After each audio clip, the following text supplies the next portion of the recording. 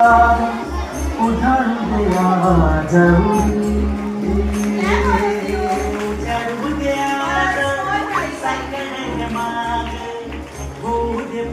नमस्कार, मी आहे अकोले तालुक्यातील कोंभाणे गावातील राईबाई सोमा पोपेरे. मी जुन्या गावठी पालेभाज्या वेलवर्गीय झाडांच्या बियाणे जतन केल्या आहे. म्हणजे शेकडो वर्षे आपले पूर्वज खात होते ते कोणत्याही सीड कंपनीकडे उपलब्ध नाही. माझ्याकडे वालाचे 20 प्रकार उपलब्ध आहे.